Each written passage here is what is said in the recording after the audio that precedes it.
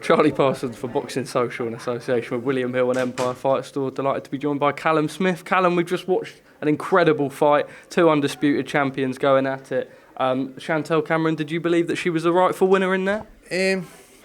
Possibly, yeah. I think the scorecards were pretty.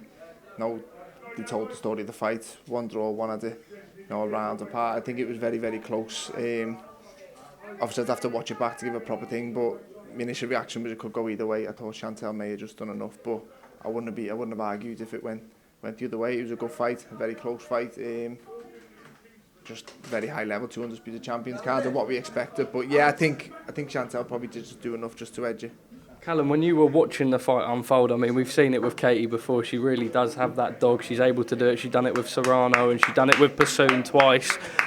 Just incredible. Two absolute warriors who left everything on the line. Yeah, definitely. I think you could see how much it meant to the two of them. They're both the best in the world at the weight. Obviously, they met at Chantelle's weight this time, but it's just great fight. They both dug in. They both knew it was razor close coming to the end. And like I said, I think Chantelle probably did just do enough just to edge it. But great fight, and I think by the sounds of it, we're going to see it again, and hopefully the second one can live up to it.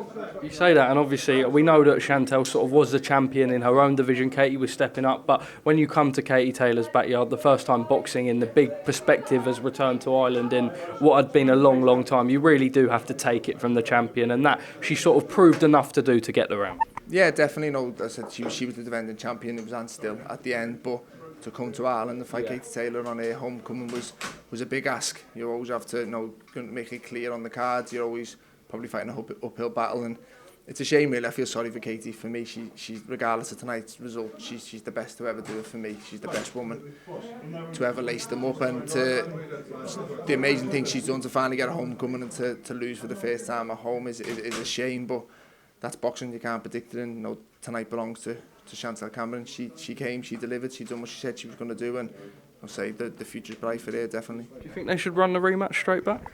Because there's a clause on Taylor. Yeah, there's a clause, and I think a lot depends on Taylor, but I think if she was a lot younger, then maybe you'd plan maybe a fight in between, but the age she's at now, if she's going to do the rematch, she'd probably do it right away. She's only going to get older, so yeah, I think if the rematch does happen, I think we'll see it next, whether that's in the autumn or winter time. But back in Ireland, I've enjoyed the show. The atmosphere was unbelievable. Yeah, it's been great. The Irish are great. The atmosphere was unbelievable. And so hopefully the second fight can live up to the first one. Just two more from me. A real credit to Chantelle. We know that it's been a little bit of a struggle for her over the years in getting the big fights. She's had to push for them in Abu Dhabi. She managed to become undisputed against Jessica McCaskill, and tonight she really has created her own legacy, hasn't she?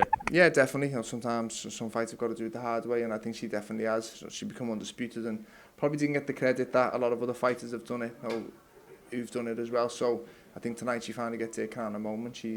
She's on top of the world. She's just beat the best pound-for-pound fighter in the world for me, and I say the future's definitely bright. If she goes into the rematch, I'm sure she'll get paid a lot more this time round and probably get a lot more respect this time round as well. I think a lot of people, this weekend was about Katie Taylor, and a lot of people kind of just dismissed Chantelle Cameron and her chances in this fight, yeah. But I would think next time round she'll get a lot of respect beforehand and probably enter it as the favourite. Callum, just lastly from me, I was with Eddie about 10 minutes after the purse bids were lost in Guadalajara. He said, I'm not sugarcoating it, I'm gutted. 15 grand I think the amount was, which is tiny when you're talking millions.